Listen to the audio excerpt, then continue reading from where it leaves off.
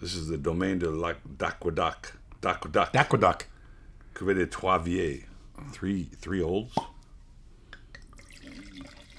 Aqueduc. I like to say that. So we're moving in October. Just so you know, back to where we were.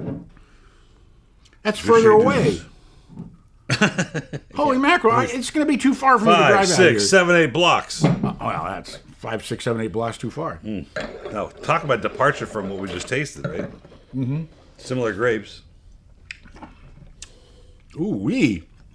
Wow, what a mid palate on that. That's got a little surprising fruit component that's almost white fruit. Granted, it's 2 years difference. Granted, it's a different part of the world.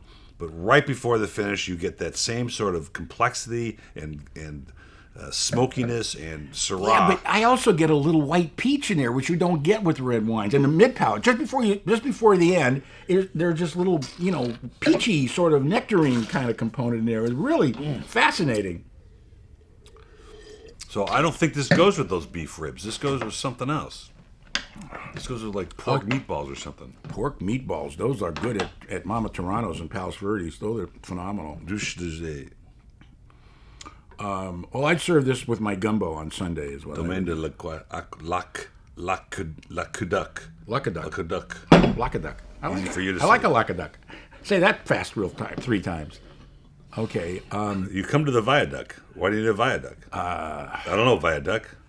I don't know. I got my pajamas, I'll never know. This I is shot an elephant in my pajamas. How I got my pajamas, I'll never know. Anyway, we proceeded to remove the tusks, but they were embedded so firm we couldn't budge them. Of course, in Alabama, the Tuscaloosa, but that's entirely irrelevant to what I was talking about. Don't even test me on Grouchoisms. Don't even start. Well, he was the genius of all time. There's no question about that. All right. Can we get back to the relevance? No, I had to tell you a story that's really funny because I've read all his books and all the anecdotes. I've read a lot of them. And I was talking to Joachim Spichal about the steakhouses of the days when he opened the first patina back in the 80s and 90s. Mm-hmm. And we were talking about like the Brown Derby and then Chasins. The stories about Groucho and Chasins. That he'd walk in, and because he was so famous and he had such a famous gait, that he'd walk in and he'd come to somebody's table he didn't know, and he'd open their bread basket, he'd take their bread, he'd thank them, and he'd move on. And you would go home going, Groucho took my bread.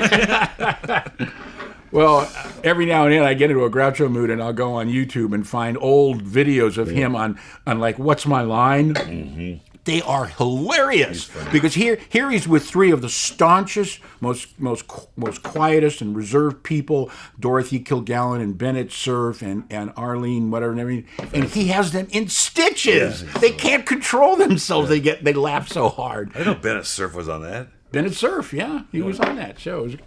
Some of those are absolutely hilarious. Really funny. I mean, absolutely unbelievable because you're sitting there with tears coming out of your eyes because they're laughing so hard and they're trying to compose themselves because they're on live TV. This is not a tape. Yeah, it's not reality TV where you're supposed to have decorum in those days. Yeah, right.